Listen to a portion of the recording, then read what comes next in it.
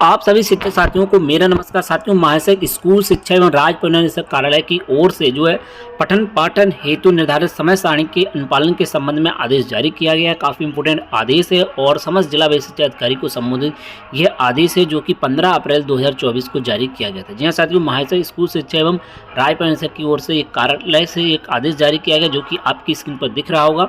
यह आदेश सेवा में जिला बेसिक शिक्षा अधिकारी समस्त जनपद उत्तर प्रदेश को संबोधित है और 15 अप्रैल 2024 डेट मेंशन की गई है।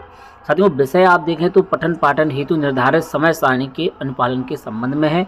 महोदय महोदया, कृपया शासनादेश संख्या 867 68/5/2020 दिनांक 14 अगस्त 2020 का संदर्भ ग्रहण करने का कष्ट करें, जो उत्तर प्रदेश बेसिक शिक्षा परिषद द्वारा संचालित विद्यालयों में बेहतर शैक्षणिक वातावरण उपलब्ध कराए जाने के उद्देश्य से टाइम एंड मोशन स्टडी के आधार पर शैक्षणिक कार्यों के लिए समय अवधि एवं कार्य संबंध में है। उक्त शासनादेश में समय सारणी के संबंध में निम्नवत निर्देशित किया गया है। कहा गया कि विद्यालय निर्धारित समय सारणी के अनुसार ही संचालित किए जाएंगे। निर्धारित समय सारणी के अनुसार प्रत्येक कालांश 40 मिनट का होगा और प्रत्येक कालांश में शिक्षकों द्वारा अपने विषय से जुड़ाव के लिए सकारात्मक वातावरण का निर्माण किया जाए एवं पिछले दिनों पढ़ाए गए पाठ की पुनरावृत्ति रिकेप कराया जाए।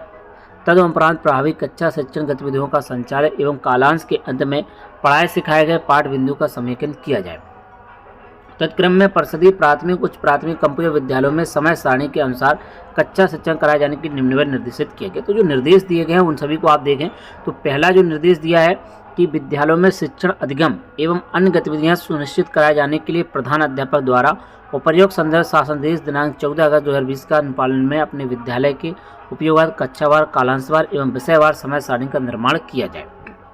वहीं दूसरा, ग्रीष्मकालीन शीतकालीन निर्धारित शैक्षणिक अवधि के अनुसार प्रत्येक समय सारणी तैयार की जाए। तत्संबंधित प्रारूप संलग्न है उसका। वहीं विद्यालय अवधि के प्रथम 15 मिनट प्रार्थना सभा योग और छात्र उपस्थिति गणना अंकन का कार्य किया जाए। समय सारणी विद्यालय में शिक्षकों की उपलब्धि अनुसार तैयार की जाए। विद्यालय में उपलब्ध शिक्षकों की संख्या आधार पर समय सारणी के अनुरूप प्रधान अध्यापक द्वारा कक्षाओं का विभाजन आवंटन किया जाए।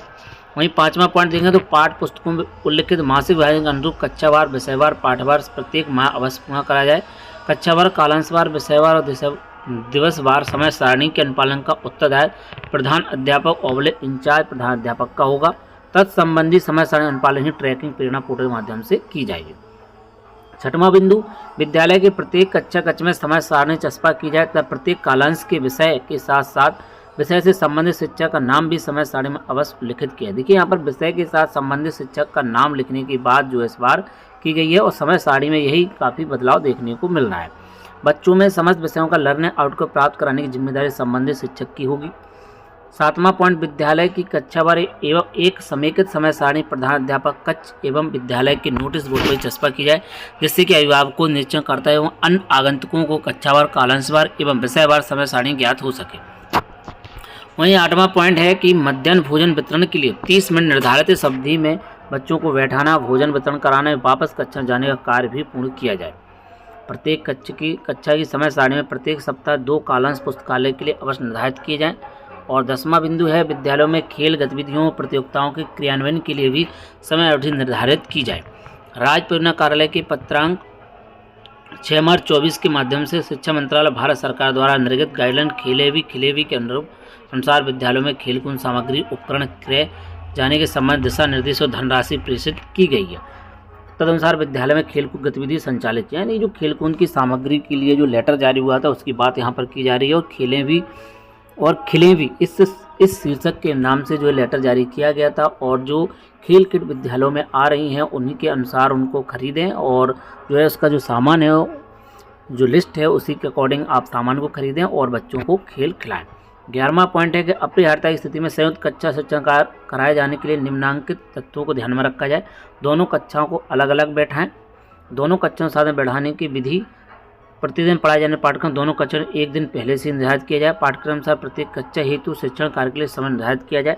जिस कक्षा में शिक्षक उपस्थित नहीं है उस कक्षा में कार्य पुस्तिका चर्चा के लिए दिए गए विषय आदि गतिविधि के माध्यम से बच्चों को ध्यान कक्षा में केंद्रित किया जाए।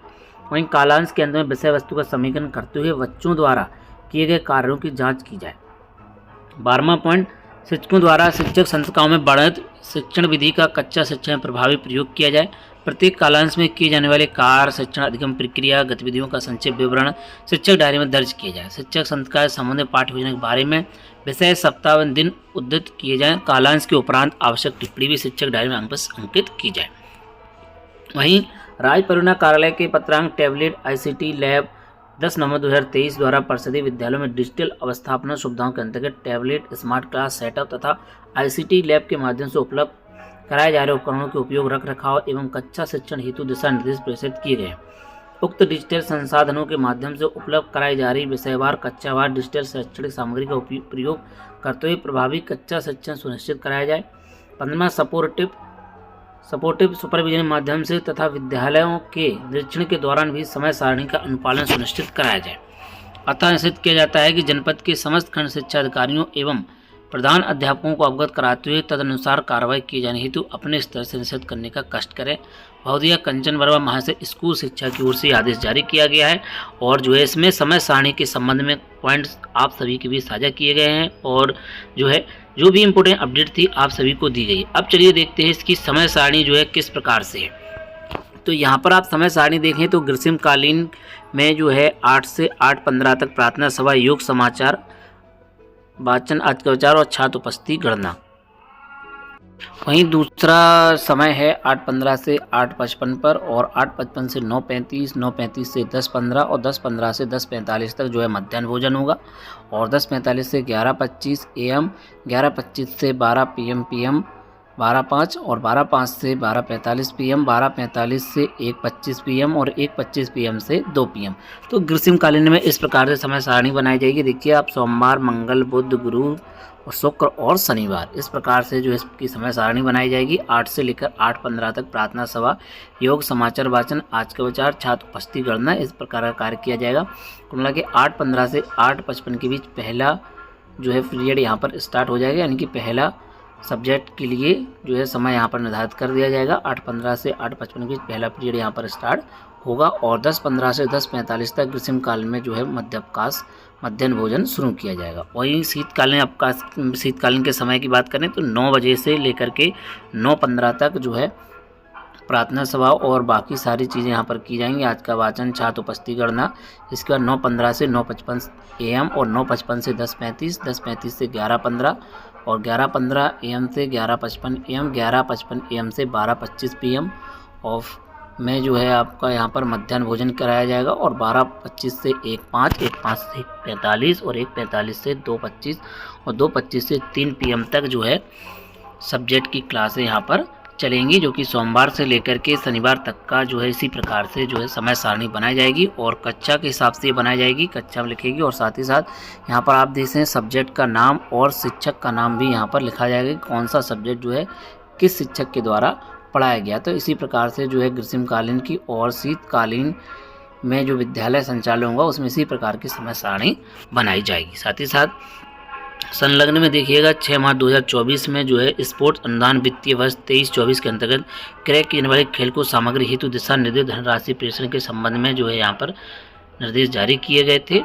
ठीक है, वहीं जो है आप आगे देखें तो इसी में जो है 10 नवंबर 2023 को जो है टैबलेट, स्मार्ट क्लास सेटअप और ICT लैब के माध्यम से उपलब्ध कराए जा रहे उपकरणों के उपयोग और रख रखाव से संबंधित भी दिशा निर्देश जारी किए गए थे कि किस प्रकार से जो है स्मार्ट क्लास और टैबलेट से संबंधित प्रयोग किया जाना है, उससे संबंधित जानकारी यहाँ पर शेयर की गई थी, जो कि 2 लाख से अधिक टैबलेट जो है विद्यालयों को, शिक्षकों को उपलब्ध कराए गए हैं, उनसे संबंधित यहाँ पर इन्फॉर्मेशन दी गई है और यही चीज़ें जो है बताई गई है। मेनली जो चीज़ें हैं इनको आप देख लें कि समय सारणी किस प्रकार से बनाई जानी है, इसी को इस बार बनाना है और इसमें परिवर्तन यही है कि जो है इस बार जो है शिक्षक का नाम लिखा जाएगा और जो है कौन सा सब्जेक्ट उनकी ओर से पढ़ाया जा रहा है उसको जो है मेंशन किया जाएगा। इसी प्रकार से समय सारणी है, आप जो है इसी प्रकार से जो है समय सारणी बना सकते हैं, जो कि ग्रीष्मकालीन और शीतकालीन के हिसाब से बनाई जाएगी।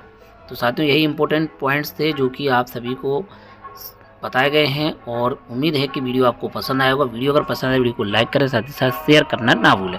तो साथियों मिलते हैं किसी नेक्स्ट वीडियो में और नए अपडेट के साथ, नई जानकारी के साथ। जय हिंद।